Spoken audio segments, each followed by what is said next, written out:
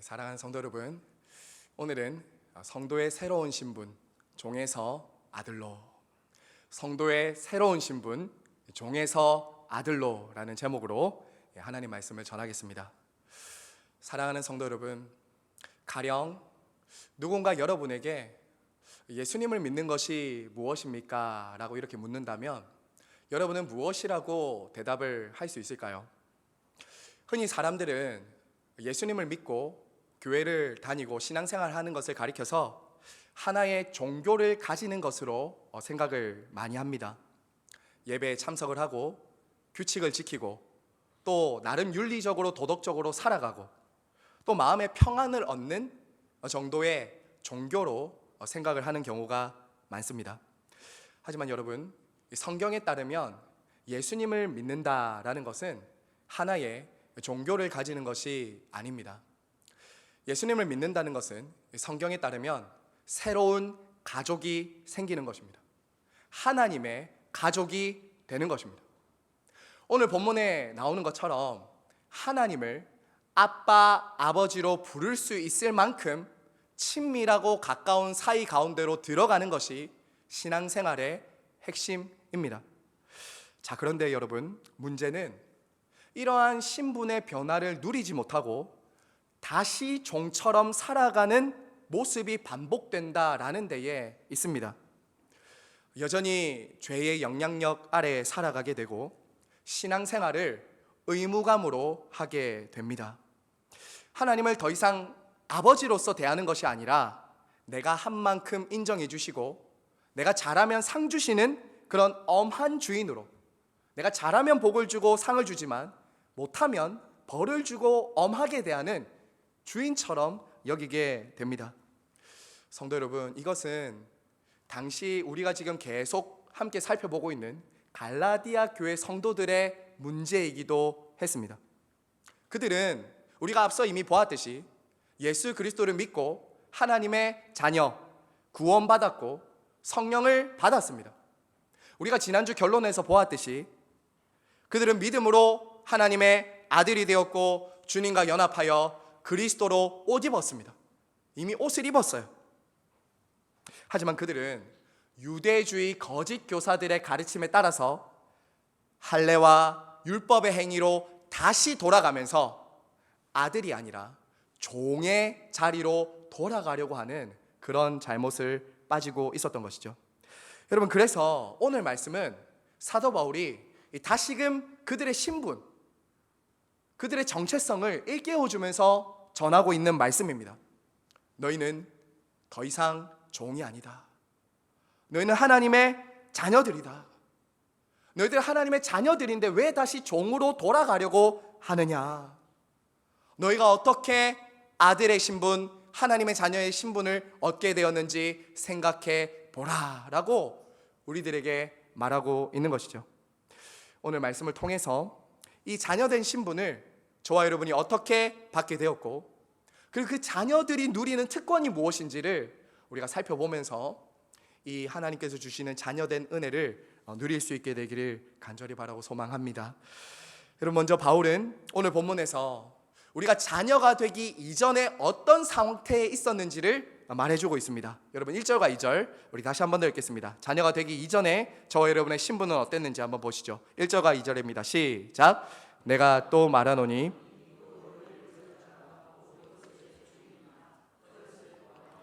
종과 다름이 없어서 그 아버지가 정한 때까지는 후견인과 청지기 아래 있나니. 바울은 이 당시 사회에서 누구나도 알 수 있는 한 가지 예를 들어서 지금 설명을 합니다.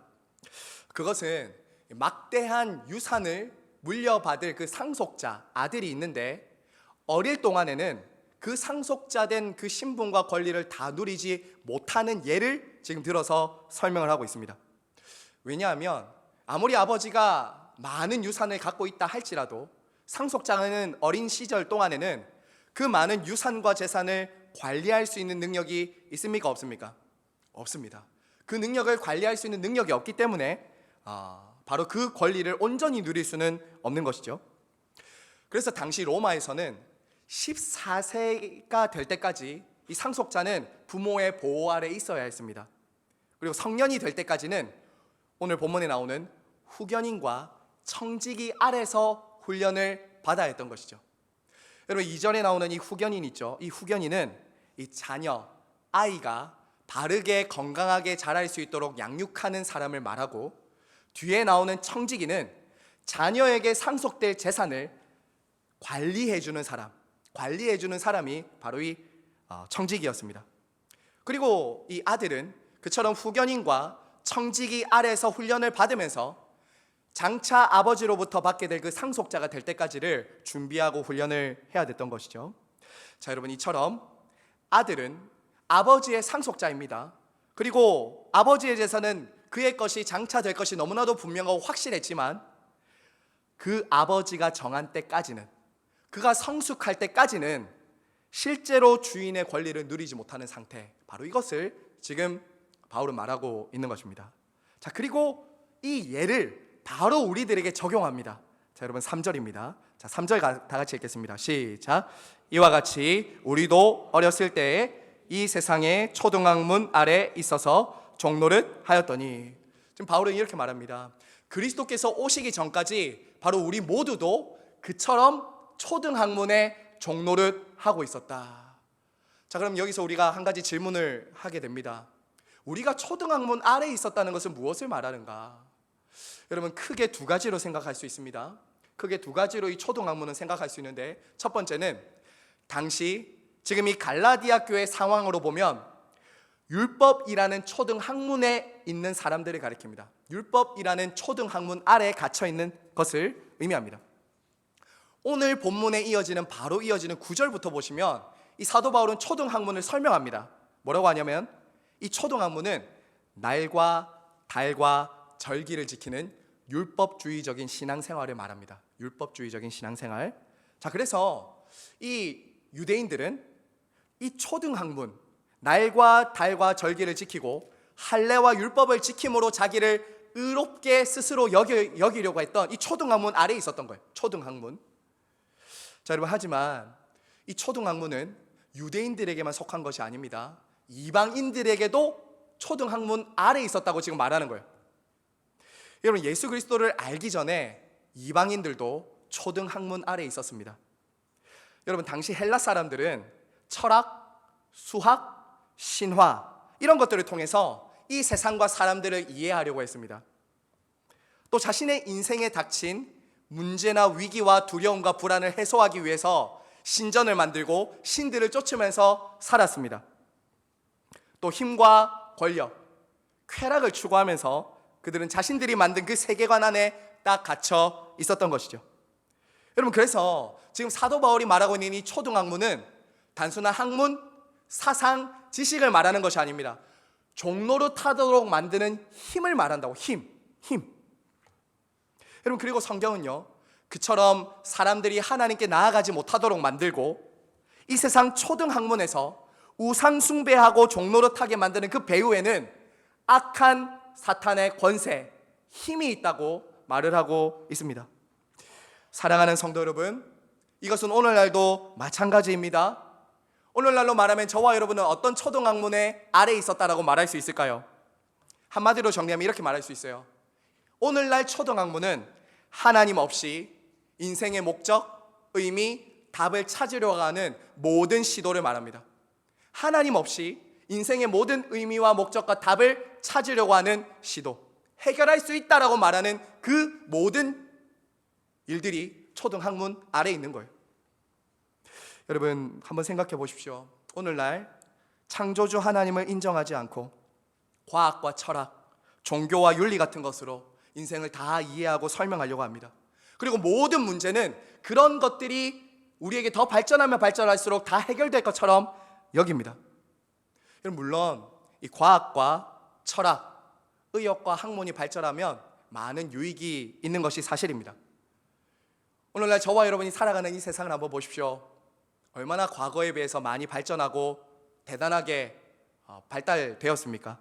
AI, 로봇, 과학기술의 발전은 정말 너무나도 대단합니다.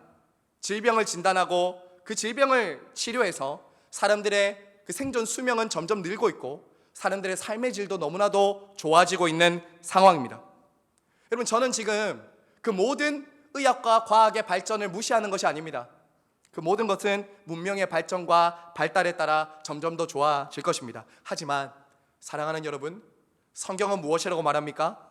그 모든 것은 마치 초등학문과 같아서 인생들의 기초적인 문제는 해결할 수 있을지 몰라도 근원적이고 근본적인 인간의 문제, 죄와 사망의 문제, 이것은 해결할 수 없다는 것이죠. 그래서 초등학문과 같다라는 것입니다. 여러분, 그래서요, 오늘날 사람들은 한편으로는 눈에 보이지 않는 것들을 붙잡으며 살아갑니다.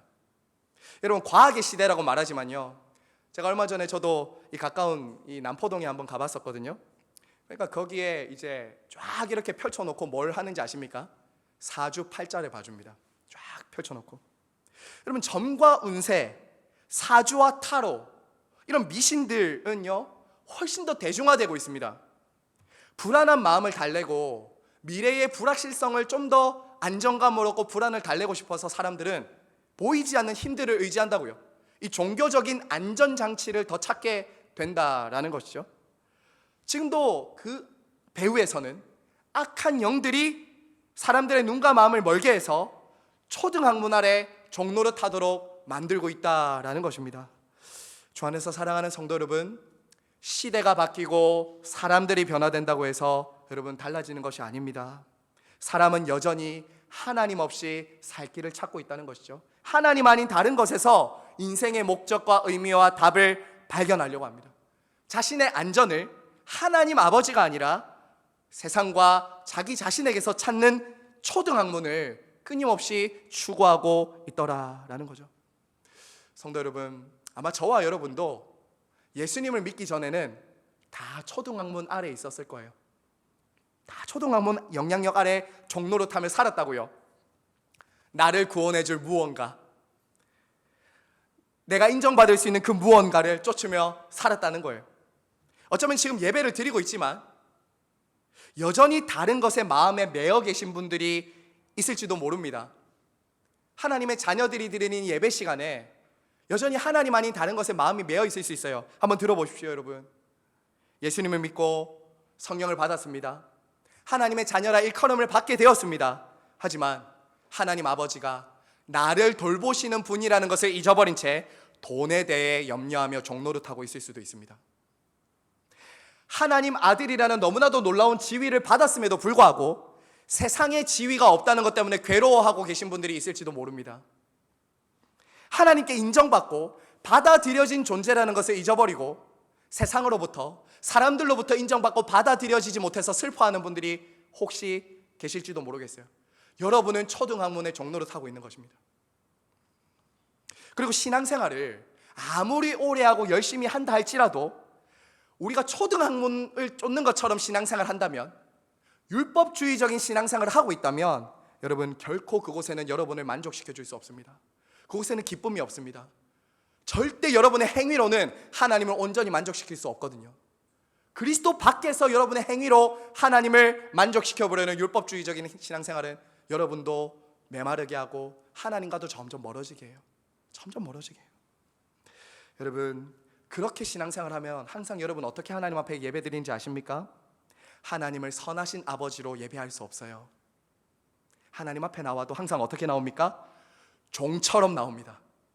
의무감으로 나옵니다. 아들이 아니라 종처럼 주인의 눈치 보면서 안 나오면 벌 받고 나오면 뭔가 괜찮을 것 같은 평안함 속에 그렇게 나오게 된다고요. 늘 하나님과 적당한 거리를 유지해요.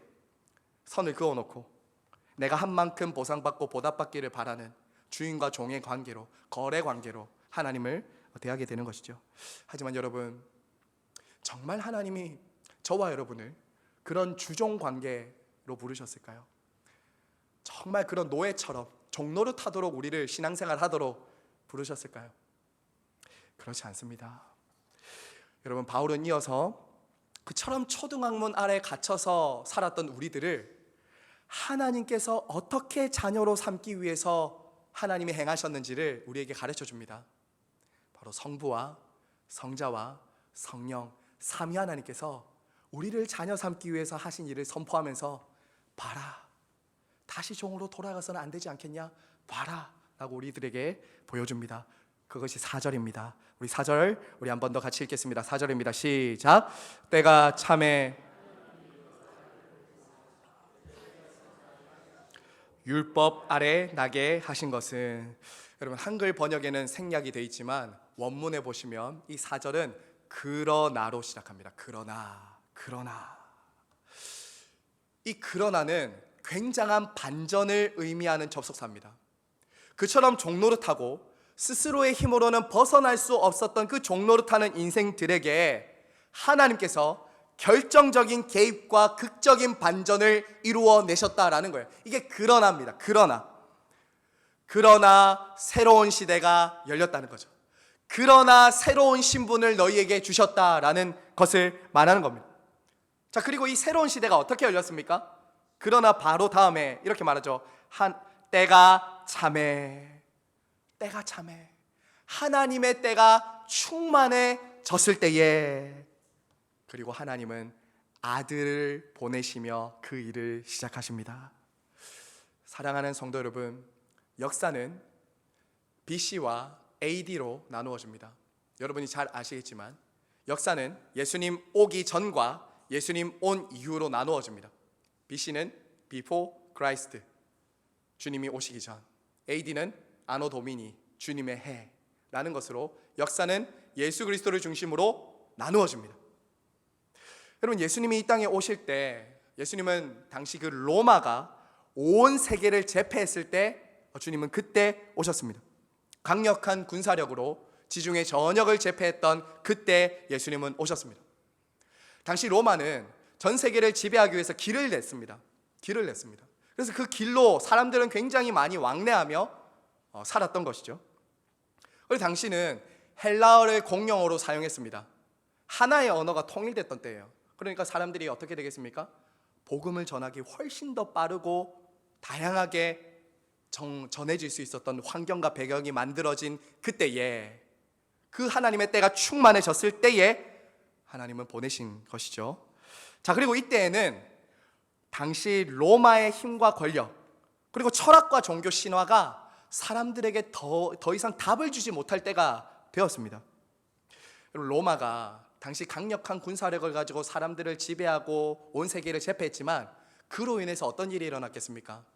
많은 사람들은 죽임당하고 슬픔과 고통을 겪어야 됐던 시대였습니다. 철학과 종교는 더 이상 죄와 죽음에 대한 답을 내리지를 못할 그때였어요. 여러분, 그리고 반대로요, 유대인들에게 이때는 언제냐면 메시아를 간절히 기다렸던 때입니다. 간절히 갈망하고 있었던 때예요. 로마의 압제를 받고 있었기 때문에 이 유대인들은 자신들을 이 로마의 압제와 가난으로부터 구해줄 간절한 그 메시아, 구원자를 기다리고 있었습니다. 게다가 당시 유대인들은 종교 지도자들이 자신들에게 짊어지어준 그 율법의 멍에에 매여서 고통하고 신음하고 있었습니다. 여러분, 바로 그때에 하나님께서 당신의 아들을 보내실 계획을 이루셨다라는 거죠. 여러분, 우리 예수님이 이 땅에 오셔서 제일 첫 번째로 하신 설교가 무엇인지 아십니까? 예수님이 첫 번째로 하신 설교는 바로 이것이었습니다. 마가복음 1장 말씀을 한번 보십시오. 때가 찼고 하나님 나라가 가까웠으니 회개하고 복음을 믿으라. 마가복음 1장 15절입니다. 제가 한 번 더 읽겠습니다. 때가 찼고 하나님 나라가 가까이 왔으니 회개하고 복음을 믿으라. 그리고 예수님이 첫 번째로 하신 설교는 때가 찼다는 거예요. 내가 왔는데, 아버지 하나님의 때가 찼을 때 내가 왔으니 회개하고 복음을 믿으라 라는 이 때가 찼다는 걸로 선언을 하는 것이죠. 주 안에서 사랑하는 시냇가의 시문교회 성도 여러분, 하나님 아버지는 지금도 모든 일을 하나님의 때에 이루고 계심을 믿으시기를 바랍니다. 인간의 힘과 지혜의 한계가 드러나는 그때에, 율법과 종교가 더 이상 답을 주지 못하는 그 충분한 때에 하나님은 아들을 보내실 때를 정하셨다라는 것이죠. 여러분, 다시 말해서 예수님이 이때 오신 이 때가 찼다라는 이때는 언제냐면 인간 스스로는 구원할 수 없다는 사실이 너무나도 분명해진 그때에 로마도, 종교도, 율법도, 신화도 그 어떤 것도 인간을 구원할 수 없다고 무르익었던 그때에 하나님은 아들을 보내셨다라는 것이죠. 이때가 바로 하나님의 시간이었어요. 하나님의 때였다고요. 하나님은 지금도 하나님의 측량할 수 없는 지혜로 영원이라는 시간 속에서 일하고 계십니다. 지금도 서두르지도 않고 늦추지도 않고 하나님의 섭리에 따라 시간표를 운행하고 계시다라는 거예요. 우리가 보기에 지금은 내 때가 지금 이루어져야 될 것 같아요. 지금이 그때인 것 같아요. 하지만 여러분, 그렇지 않습니다. 지금 우리가 보기에는 지금이 가장 적절한 때일 것처럼 보인다 할지라도 하나님은 우리의 시간이 아니라 하나님의 완전한 시간으로 하나님의 완벽한 가장 좋은 때에 일하고 계신다는 것을 우리는 믿어야 하는 것이죠. 사랑하는 여러분, 하나님은 때가 찼을 때 어떤 일을 하시는가? 두 가지 일을 하셨습니다. 오늘 본문에 보시면 하나님은 때가 차서 어떤 일을 하시는가? 두 가지 일을 하시는데, 첫 번째는 성자 예수님을 보내시는 일을 하십니다. 그리고 이어서 6절에 보시면 성령 하나님을 보내십니다. 성자와 성령을 보내시면서 때가 찼을 때 우리를 위해 일하신다라는 것이죠. 여러분, 오늘 말씀 한 번 더 보십시오. 우리 4절 말씀 한 번 더 읽겠습니다. 4절 같이 읽습니다. 시작. 때가 참에 하나님이 그 아들을 보내사 여자에게서 나게 하시고 율법 아래에 나게 하신 것은, 여러분, 하나님이 우리를 사랑하시는데 얼만큼 사랑하셨는가? 하나밖에 없는 아들을 보낼 만큼 사랑하셨다라고 말합니다. 여러분, 다가올 성탄절은 하나님께서 우리를 위해서 하나밖에 없는 아들을 보내주신 것을 기념하고 감사하는 절기입니다. 하나님께서 저와 여러분을 사랑하실 때 천사들을 보낼 수도 있었겠죠. 일꾼들을 잘 준비되고 훈련된 일꾼들을 보낼 수도 있었겠죠. 하지만 여러분, 우리 하나님 여러분 사랑하셔서 누구를 보내셨다고 말합니까? 그 아들입니다. 독생자입니다. 하나밖에 없는 아들까지 보낼 만큼 여러분을 사랑하셨다라는 거죠. 아무리 누군가를 사랑해도 내 자식을, 그 사람을 대신해서 내어줄 수 있는 사람은 아무도 없을 것입니다. 혹여라도 그런 사람이 있다 할지라도 죄인과 원수를 위해서 내어주는 사람은 더더욱 있을 수가 없는 일 아니겠습니까? 그런데 성부 하나님께서 우리를 사랑하시고 우리를 구원하시기 위해서, 우리를 아들로 삼기 위해서 어떤 일을 하셨는가? 그 하나밖에 없는 아들을 보내셨다라고 말하는 거예요. 그만큼 아낌없이 희생을 주저하지 않고 우리를 사랑하셨다라는 거죠. 자, 그리고 오늘 우리 성자 예수님 어떻게 오셨다라고 말합니까? 여자에게서 태어났다라고 말합니다. 여자에게서. 여러분, 이것은 예수님께서 참 하나님이시면서 동시에 참 사람됨을 우리에게 가장 잘 보여주는 말이에요. 여자에게서. 예수님은 남녀 간의 생육법이 아니라 성령으로 잉태되신 분이시기 때문에 그분은 참 하나님이시면서 동시에 참 사람이 되신 분이십니다. 이것이 바로 성육신입니다. 성육신이. 아니, 하나님이면 우리가 생각하긴 그렇잖아요. 하나님이고 하나님의 아들이잖아요. 그러면 좀 힘과 권세를 가진 왕처럼, 슈퍼맨처럼 좀 대단한 모습으로 오면 좋지 않았겠습니까? 근데 우리 예수님 어떻게 오십니까? 왕처럼 안 옵니다. 왕궁에서 태어나지도 않습니다. 마구간의 구유에 태어나십니다. 목수의 아들로 자라십니다. 가장 비천한 직업에 가진 그 아버지의 아들로, 그 육신의 아들로 자라게 되죠. 여러분, 이것은 너무나도 비천한, 너무나도 자기 비움과 자기 비하예요. 나 자신과 자기 비움이라고요. 한번 생각해 보십시오. 우리 중에 누구도 지렁이나 벌레가 되라고 하면 기꺼이 그렇게 하겠습니다라고 할 사람이 어디 있겠습니까? 그렇게 할 수가 없을 거예요. 우리는 누구와 동일시할 때 나보다 대단한 사람이나 나보다 높은 사람과 내가 동일시 되고 싶지, 나보다 낮은 사람, 나보다 별 볼 일 없는, 내가 도저히 함께하기 싫은 사람과 동일시하는 것 견디지 못합니다. 우리 하나님 어떻게 하셨다고요? 우리와 같은 인간으로 동일시하셨다고요. 하나님이신데 인간이 되셔서 우리와 자기를 엮으신 것이죠. 사랑하는 여러분, 예수님이 그처럼 우리와 같은 인간으로 오신 이유가 무엇인가요? 5절입니다. 5절 다시 한번 읽겠습니다. 5절입니다. 시작. 율법 아래에 있는 자들을 속량하시고 우리로 아들의 명분을 얻게 하려 하심이라. 예수님이 사람의 몸을 취하신 이유를 이렇게 말합니다. 우리를 율법의 저주로부터 속량하시기 위해서. 우리가 앞서 보았지만 율법은 완벽한 순종을 요구합니다. 저와 여러분에게 완벽한 순종을 요구해요. 그 중에 하나라도 어기면 율법의 저주와 심판을 우리들에게 요구합니다. 우리 중 누구도 율법을 온전히 지킬 수 없기 때문에 율법의 정죄와 저주 아래 다 있게 되었다고요. 자, 여러분, 그래서 예수님께서 육신의 몸을 입고 이 땅에 오신 거예요. 저와 여러분이 순종하지 못하고 그 율법의 요구를 다 이루지 못한 그 율법을 대신 순종으로 성취하시고, 저와 여러분이 하나님의 율법을 범해서 마땅히 심판받아야 될 그 자리에 그리스도께서 저주와 심판 받으심으로 속량, 율법의 저주를 대신 받으심으로 우리에게 자유를 선언해 주신 것이죠. 이게 속량이에요. 우리가 계속 배우고 있지만 이 속량, 우리를 위해서 죗값을 대신 지불해 주신 속량이신 것이죠. 여러분, 그 결과 어떻게 되었습니까? 그 결과 오늘 말씀해 보면 아들의 명분을 얻게 됐다.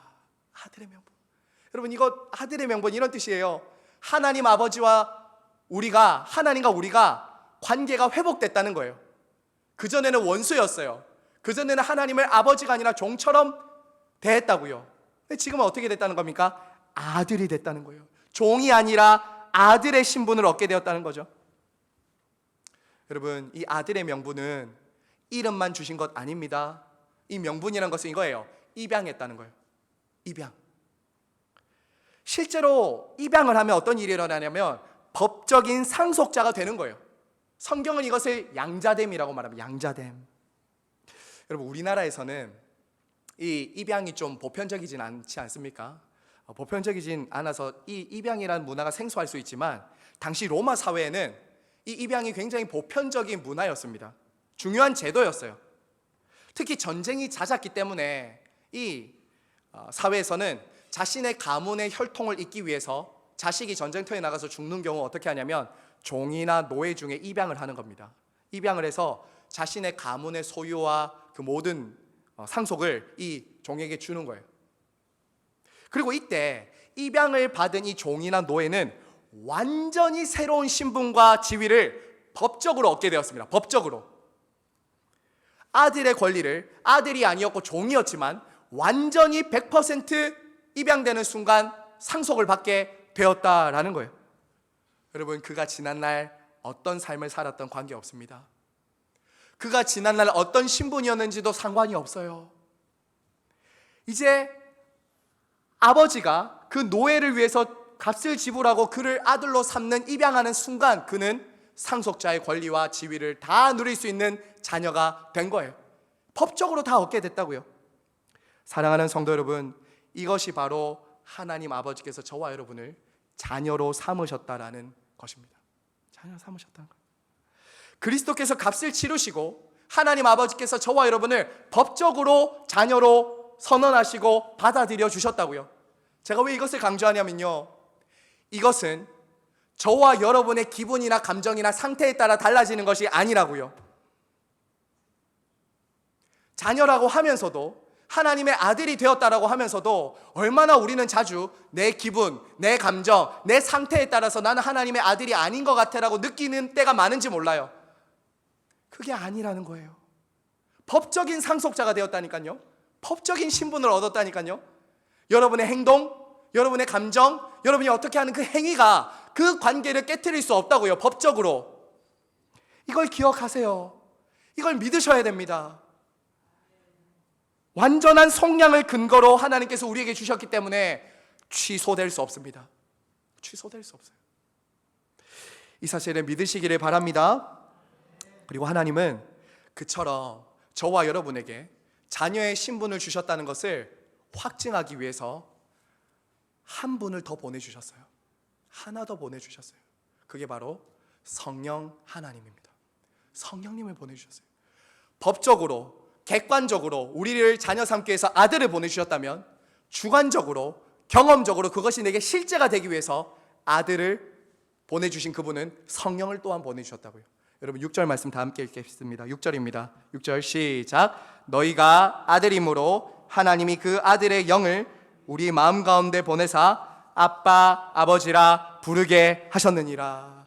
사랑하는 여러분, 성령 하나님이 우리 가운데 오시면 너무나도 중요한 변화가 하나 일어나는데 그것은 하나님을 아빠 아버지라 부르게 된다는 거예요. 누구나 아무나 하나님을 아버지라 부를 수 없습니다. 저의 자녀들만 저를 아빠라고 부를 수 있습니다. 옆집에 있는 철수가 저를 아빠라고 부를 수 없어요. 하나님의 자녀들만, 성령이 그 마음 가운데 있는 사람들만 하나님을 아빠, 아버지라 부를 수 있게 된 거예요. 그리고 이것은 제가 말씀드린 것처럼 그리스도께서 객관적으로, 역사적으로, 실제로 십자가에 죽으셔서 저와 여러분을 상속자 삼았다는 그 법적인 효력을 여러분에게 주관적으로, 개인적으로, 인격적으로, 실제적으로 이루어지도록 만든다는 거예요. 누가요? 성령님이. 아빠, 아버지라 부를 만큼 가까워지도록 우리와 하나님 사이를 연결시켜주는 끈이 되신다. 끈. 사랑하는 여러분, 여러분이 지금 자녀가 되었다는 것, 여러분이 지금 하나님을 아빠라고 부를 수 있다는 것은 여러분 안에 성령님이 계시다는 표지입니다. 증거예요. 사랑하는 여러분, 이것이 기독교와 종교가 다른 거예요. 제가 지금 성부와 성자, 성령, 삼위 하나님이 우리를 위해 하신 일을 계속 말했습니다. 자, 그런데 종교는 무엇에 관심을 가지는지 아십니까? 종교는 나에게 관심을 가져요. 나예요. 나를 보여줘야 돼요. 나를 증명해야 돼요. 내가 노력하고 내가 선하고 의로워야 신에게 받아들여집니다. 이 세상의 모든 사람들은 그런 법 아래서 살아가요. 그것이 신이 아니면 사람이든 세상이에요. 무슨 말인지 아시겠죠? 이 세상의 모든 사람들이 그렇게 살아간다고요. 나를 증명하고 내가 자격이 있어야 되고 내가 노력하고 내가 얻어야 돼요. 이게 종교입니다. 그리고 이게 모든 세상을 지배하는 원리이고 법입니다. 하지만 여러분, 복음은 그렇게 말하지 않습니다. 복음은 저와 여러분에게 무엇이 되라, 무엇을 하라고 말하지 않으세요. 성부와 성자와 성령 삼위 하나님께서 우리를 위해 하신 일을 선포하는 것이 복음이에요. 이 복음을 모를 때 우리는 자꾸 종노릇하게 되는 거예요. 자꾸 종교로 돌아가는 거예요. 사랑하는 여러분, 그래서 여기에는 참된 기쁨과 자유가 있는 거예요. 복음 안에서만 참된 기쁨과 자유가 있어요. 여러분, 그럼 끝으로요, 바울은 이 삼위 하나님의 구원 사역으로 인해서 저와 여러분이 얻게 된 이 놀라운 신분으로 인한 특권을 말해줍니다. 여러분, 그 특권이 무엇이죠? 여러분, 오늘 6절과 7절 끝으로 한 번 더 읽겠습니다. 6절과 7절입니다. 시작. 너희가 아들이므로 아빠 아버지라 부르게 하셨느니라. 그러므로 내가 이후로는 종이 아니요 아들이니 아들이면 하나님으로 말미암아 유업을 이을 자니라. 여러분, 바울은 하나님의 자녀라는 가장 중요한 표지를 우리가 하나님을 아빠 아버지라 부르는 것이라고 말했습니다.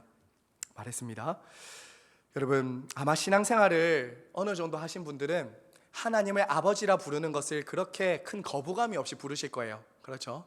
우리 성도님들 중에서 보면은 이렇게 길을 가다가 아이고 좀 이렇게 걸려 넘어질 때나 아이고 아버지 이렇게 하든지, 무슨 문제가 생기면 아이고 아버지 이렇게 하고 아버지라 부르는 게 굉장히 자연스러워요. 교회 다니시는 분들을 보면 아버지라 부르는 게 참 자연스럽습니다. 연세가 많으신 분들은 허리가 아파도 아버지, 창문 딱 닦아도 아버지, 다 아버지로 다 통해요. 만국 공용어가 아버지인 것 같아요. 그럼 근데 이때 아버지라고 말하는 건 하나님을 가리키는 거죠. 하나님을 가리키는 거예요. 자, 그런데 우리는 이렇게 지금 자유롭게 편하게 하나님을 아버지라 부르지만 구약의 성도들은 하나님을 아버지로 부르는 것이 굉장히 낯설고 어려웠어요. 여러분, 예수님이 오시기 전에 이 구약의 백성들도 자신들은 하나님의 백성이고 하나님의 자녀라는 것은 알았습니다. 근데 여러분, 구약 성경에 어딜 봐도 누구도 하나님을 개인적으로 하나님을 아버지라 부르면서 고백한 곳은 한 군데도 없어요. 구약 성경 찾아보세요. 하나님을 아버지라 부를 수 있는 사람은 아무도 없었어요. 여러분, 그런데 어떤 일이 일어납니까? 예수님이 오신 이후에 급격하게 변화가 일어나요. 급격한 반전이 일어납니다.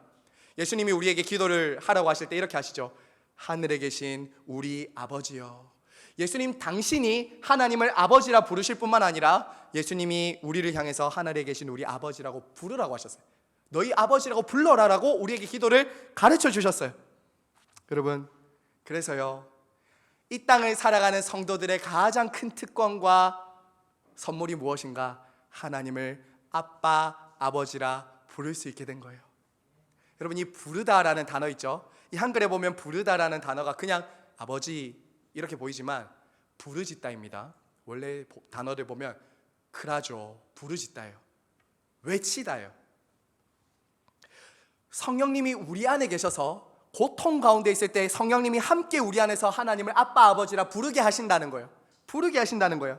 하나님의 자녀들이 하나님을 아빠, 아버지라 부르면서 나올 때 하나님이 어떻게 하시겠습니까? 가만히 계시겠습니까? 아빠, 아버지라 부르짖고 있는데 가만히 계실 수 있겠어요? 저도 육신에 부족한 부모이지만 아들, 딸이 저를 향해서 아빠, 뭔가 다급하게 찾거나 아빠 도와줘요라고 하면 저는 부족한 아빠지만 할 수 있는 저의 모든 것을 동원해서 아이를 도와주려고 할 것입니다. 하물며 육신에 부족한 아빠도 이렇게 하는데 우리 하늘 아버지는 저와 여러분을 위해서 어떻게 하실까요? 하나님께서 당신의 이름을 아버지로 계시하셨다면, 아버지로 계시하셨습니다. 그러면 하나님은 당신의 자녀들에 대한 의무와 책임을 다하겠다는 거예요. 자녀들을 놔두고 가만히 내버려 두는 것이 아니라 하나님 아버지는 모든 책임과 의무를 다해서 내 자식을 지키고 내가 돌보고 내가 세우겠다는 거예요. 여러분은 이제 고아가 아닙니다. 여러분은 이제 고아가 아닙니다. 우리 하나님 아버지의 자녀들입니다. 자녀들이에요. 여러분은 지금 이 특권을 누리고 계십니까? 자주 누리셔야 됩니다. 여러분의 골방에서 아빠, 아버지를 자주 누리셔야 됩니다. 그분을 아버지라 부르는 것을 자꾸 주저하거나 무서워하고 어려워하지 마세요. 아빠, 아버지라고 여러분은 자주 기도의 자리에, 골방의 자리에 들어가셔서 부르셔야 돼요. 그 안에서 안식과 안정감과 기쁨과 평안을 회복해야 돼요. 다른 곳에 가면 종노릇하게 됩니다. 아버지 앞에 가야 여러분은 참된 만족과 안식과 쉼을 얻을 수 있을 거예요. 때론 여러분, 누구에게도 말하지 못하는 감정, 슬픔, 부끄러움, 죄를 아버지 앞에 가지고 나가서 아빠, 아버지라 부르짖으셔야 돼요. 아빠, 아버지, 아빠, 아버지. 때로 기도가 안 되면 아버지라고 계속 부르짖으세요. 그게 우리 안에서 성령께서 하시는 일이기 때문입니다. 여러분, 지금 이 예배 시간에 여러분은 하나님을 아버지로 대하고 만나고 계십니까? 지금 이 시간은, 예배 시간은 담임 목사 만나는 시간 아닙니다. 하나님 아버지 만나는 시간이에요.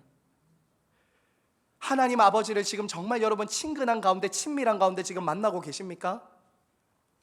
아니면 주인과 종의 관계로, 거래 대상으로 하나님을 만나고 계십니까? 의무감으로. 의무감보다 피곤한 게 어디 있습니까?